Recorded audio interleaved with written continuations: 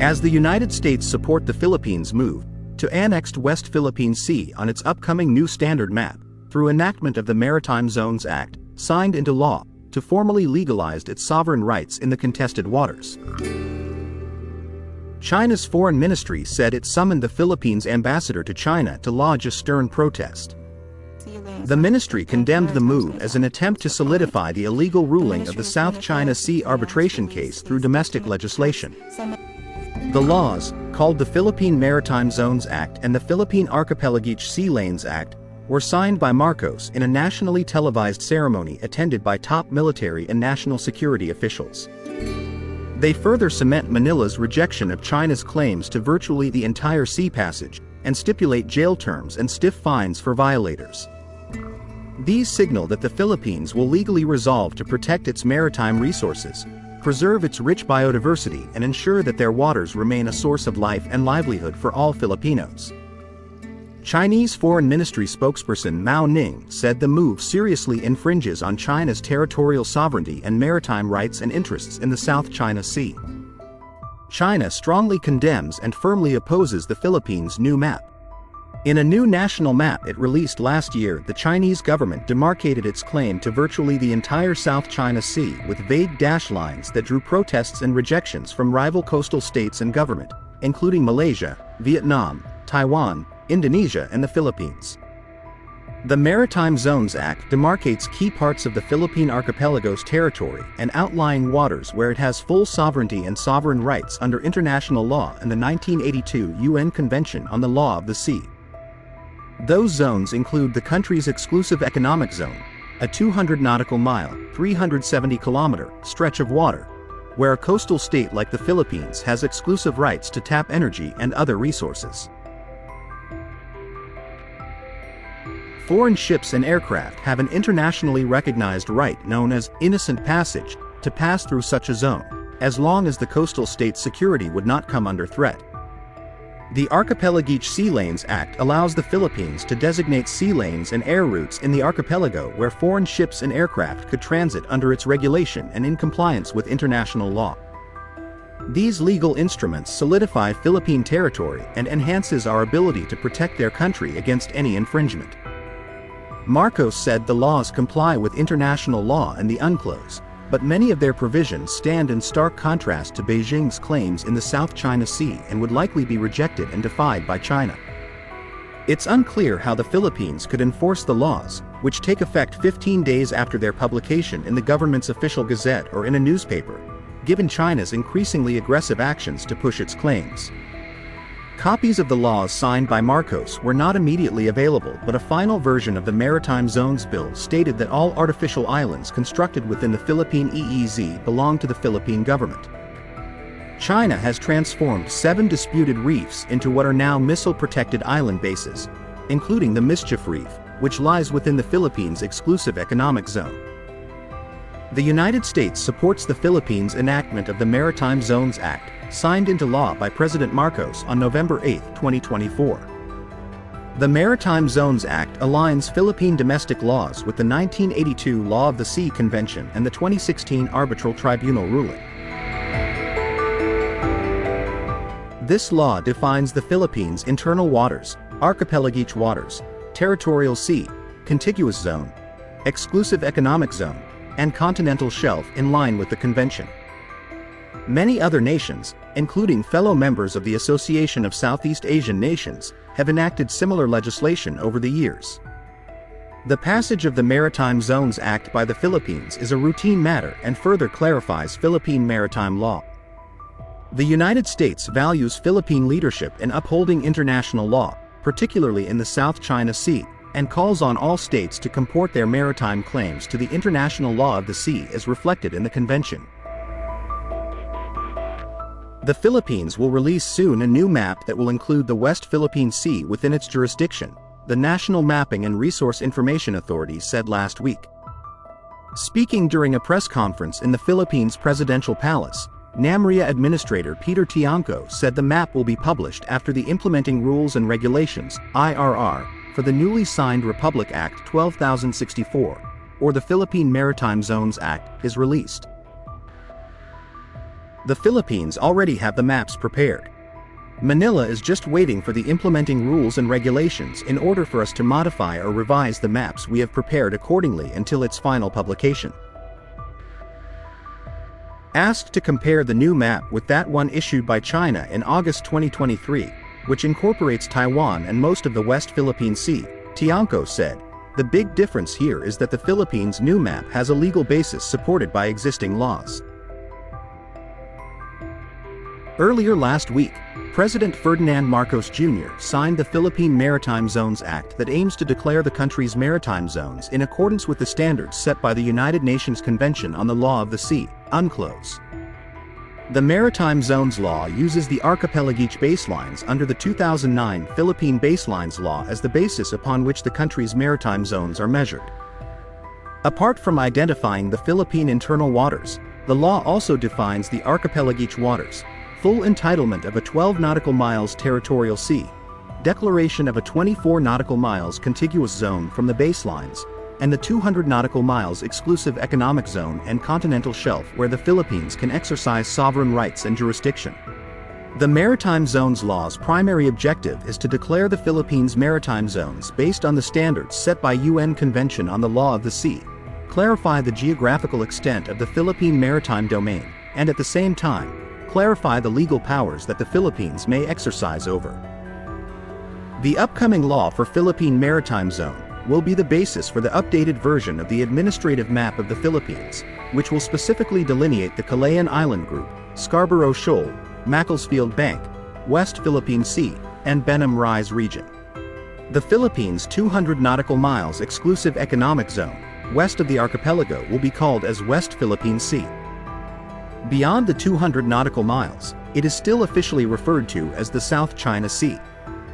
The Department of Foreign Affairs of the Philippines said, the law would codify the status and regime of the waters inside the archipelagic baselines, and redefine the extent of Philippine territorial sea, including the contiguous zone. The Maritime Zones Law, by delineating and underscoring the maritime zones and boundaries, can act as foundational policy that addresses various institutional roadblocks, advances the Philippines' national interest in terms of the protection, maximization, and sustainability of the marine resources, provides guidance on the rights and entitlements of the Philippines on different maritime zones, and can be utilized to maximize the goals of other relevant maritime laws of the Philippines.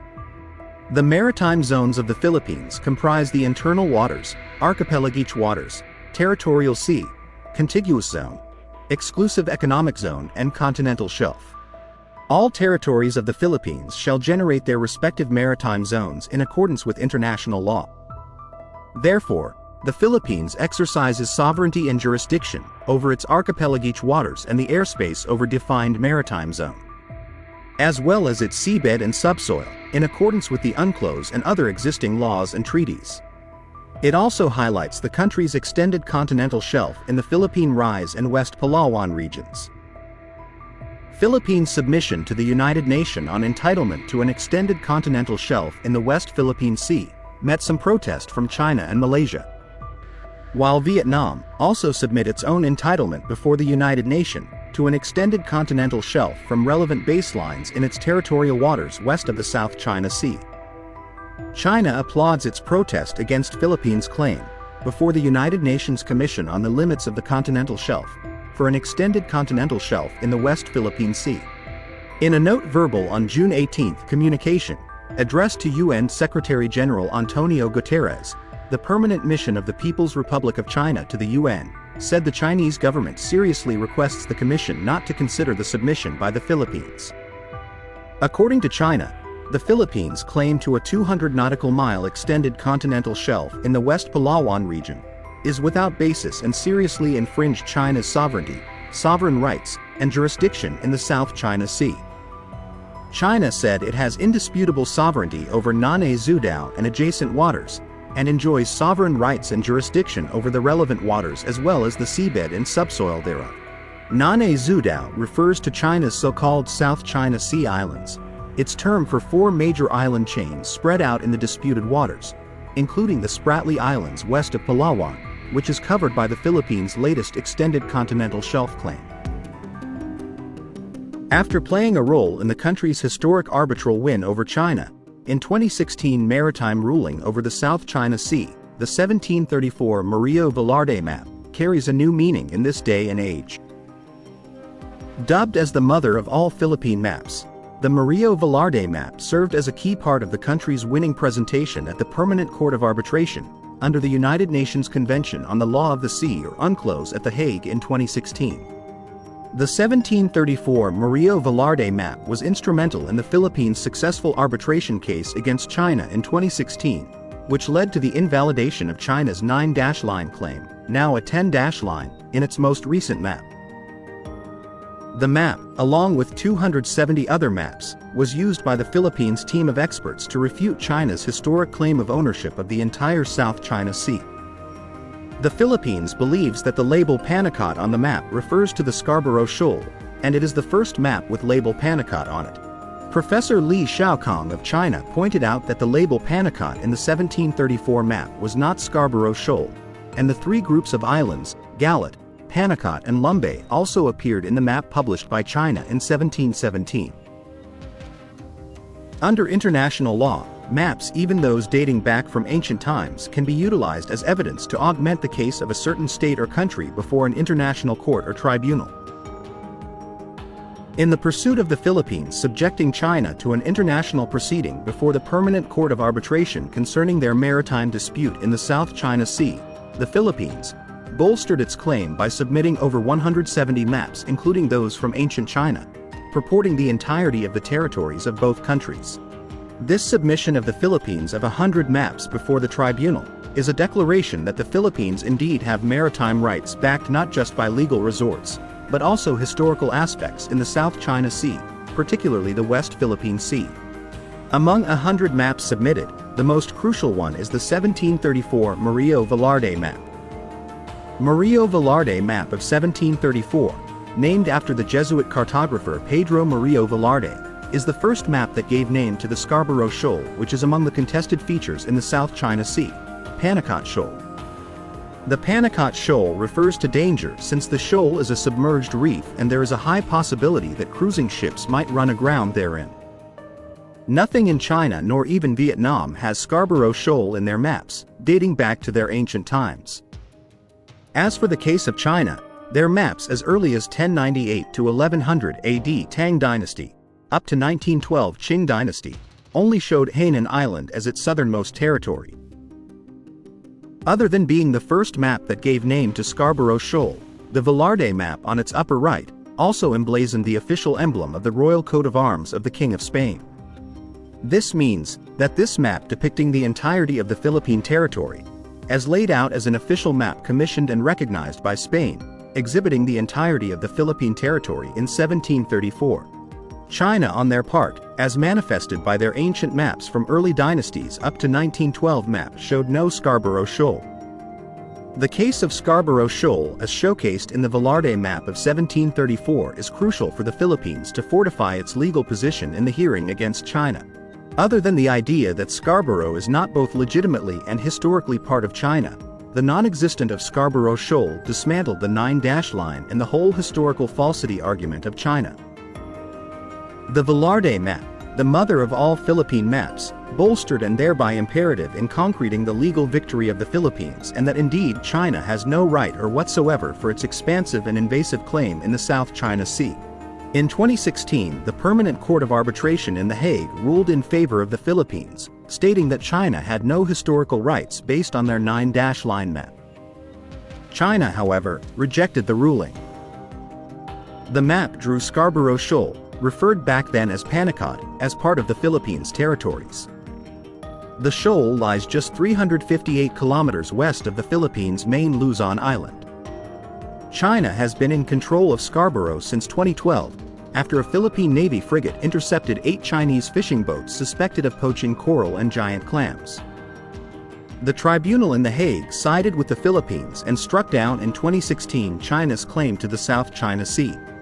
It concluded that land features, not historic rights, determine maritime claims, and ruled that the 9-line encircling 2 million square kilometers of the South China Sea on modern Chinese maps is illegal. It upheld the Philippines' rights to over 200 nautical miles of exclusive economic zone, which included Scarborough. The changing dash lines are the basis of China's claim to sovereignty over 90% of the South China Sea. This claim is based on the U-shaped 11-9 dash line etched on a map in the 1940s by a Chinese geographer, then 9 dash lines in 1952, and currently, the 10 dash line in mid-2023. For long, China has argued that its claim over the South China Sea is historical in nature. Several Chinese analysts and academics contend that the islands of the South China Sea were first discovered by China's Han Dynasty more than 2 millennia ago. The law based the Philippines' maritime rights on UNCLOS, Philippine laws, and a 2016 international arbitration ruling that invalidated China's extensive territorial claims based on historical grounds. Confrontations between Chinese and Philippine Coast Guard and naval forces in the disputed sea passage have spiked alarmingly since last year. China refused to participate in that arbitration, rejected the ruling, and continues to defy it. Its massive Coast Guard, Navy, Air Force, and suspected militia fleets have used water cannons, military-grade lasers, and dangerous sea and air maneuvers to intimidate rival forces it accuses of straying into what Beijing calls its territory. That has sparked fears that the United States, Manila's longtime treaty ally, may get drawn in a major conflict. Washington has repeatedly warned that it's obligated to defend the Philippines, its oldest treaty ally in Asia, if Filipino forces, aircraft or ships come under an armed attack in the disputed waters.